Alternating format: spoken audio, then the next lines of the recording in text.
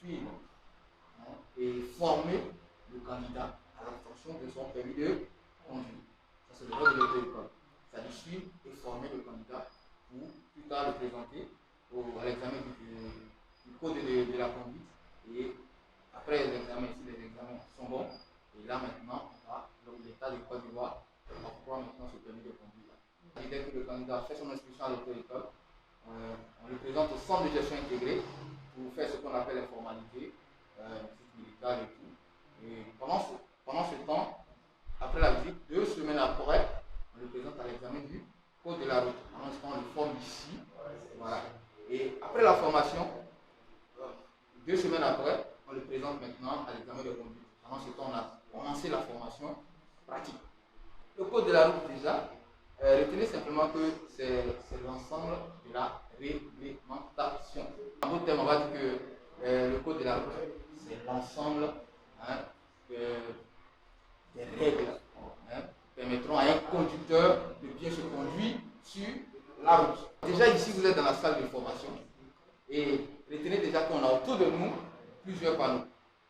Et les panneaux ici font partie de ce qu'on appelle la signalisation. Et concernant la signalisation, on a comme ça 4 types de signalisation.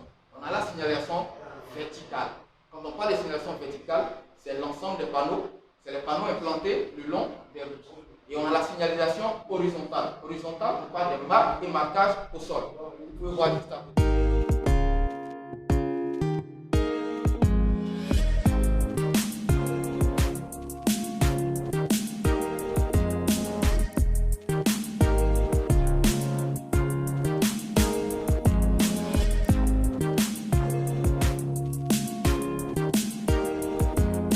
Les panneaux de danger qui ici annoncent un danger sur la route.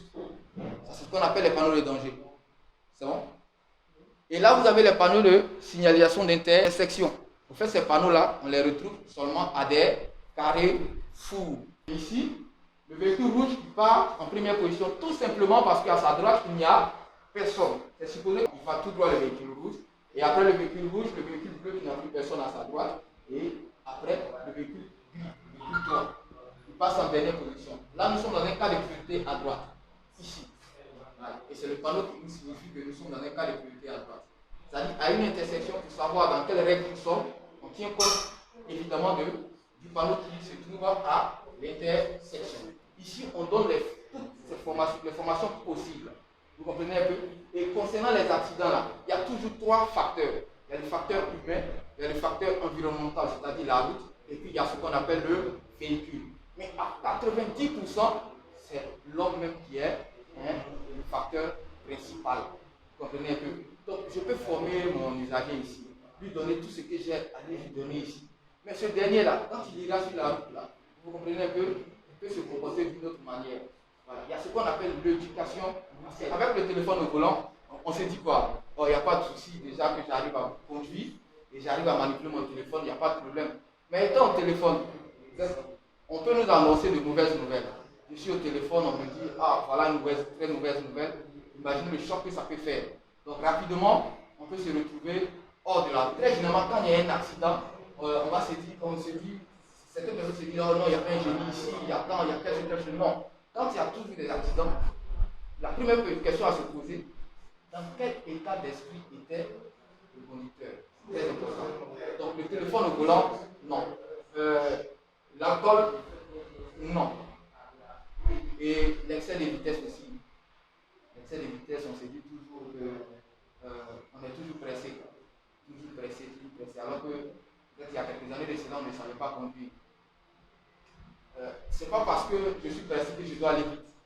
Et nos jeunes présentement, bon, très souvent il y a l'effet de groupe, se faire voir, j'essaie d'aller un peu vite. Mais c'est des choses que l'État doit vraiment axer.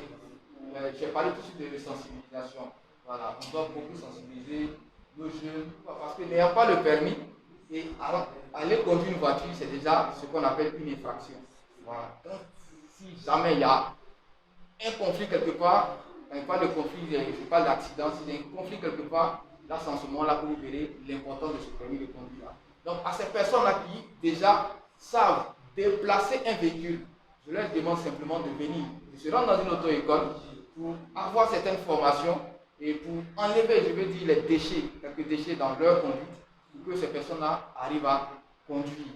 Bon, je vais dire simplement à ces personnes-là de se rendre toujours dans les auto-écoles pour la formation jusqu'à l'obtention du permis de conduire.